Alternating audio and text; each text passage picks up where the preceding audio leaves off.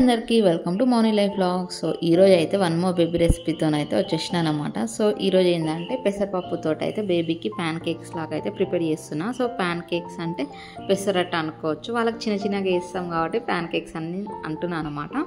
So మా baby కోసం అయితే నేను కొంచెం పెసరపప్పు తీసుకొని దాన్ని అయితే 1.5 hours అట్లా నానబెట్టినాను అనమాట.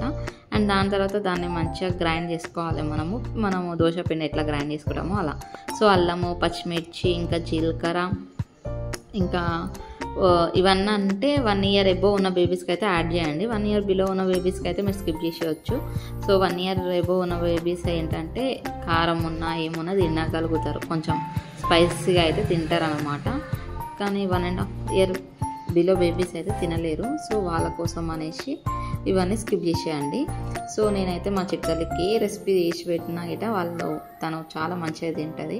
అండ్ మీరు ఇట చాలా మంచిగా సపోర్ట్ చేస్తున్నారు. బేబీ రెసిపీస్కి మంచి వ్యూస్ వస్తున్నాయి అన్నమాట. సో మీ పిల్లలకి గిట ఇలాంటి ఫుడ్స్ అనేవి ట్రై చేయండి. మన వీడియోస్లలో ఆల్రెడీ చాలా వెరైటీ ఫుడ్స్ అయితే నేను ఆల్రెడీ అప్లోడ్ చేసి ఉన్నాను అనమాట. మీకు నచ్చితే ఒకసారి మీ బేబీస్కి గిట ట్రై చేయండి, వాళ్ళు చాలా ఇష్టంగా తింటారనమాట. ఇంకా మా చిట్టలు అయితే చెప్పన అవసరం లేదనమాట. మీరు ముందు వీడియోస్ చూసి ఉంటే తను ఎంత ఇష్టంగా తింటుందో.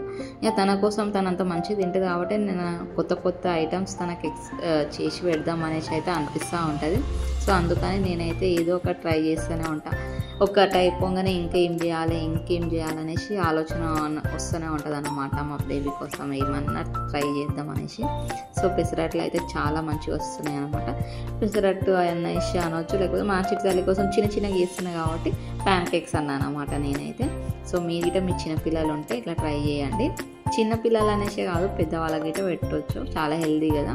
సో మా చిట్టతల్లికి అయితే నేనైతే ఇలా ట్రై చేసినాను అనమాట. మన ఛానల్ అయితే ఫస్ట్ టైం చూస్తున్న వాళ్ళైతే సబ్స్క్రైబ్ చేసుకొని చిన్న లైక్ ఇవ్వండి. మీ లైక్ వల్లనే మన వీడియో అనేది చాలా వరకు రీచ్ వస్తుంది. సో పెసరట్టు చూసిరా ఎంత మంచిగా క్రిస్పీగా చాలా మంచిగా వస్తుంది. వాళ్ళకి ఎక్కువ కాల్చడం అవసరం లేదన్నమాట. ఇలాగో మనము 1.5 hours అలా నానబెట్టినాము కాబట్టి సింపుల్గానే ఇట్లా చేసి ఇచ్చేయచ్చు. So please subscribe for such content.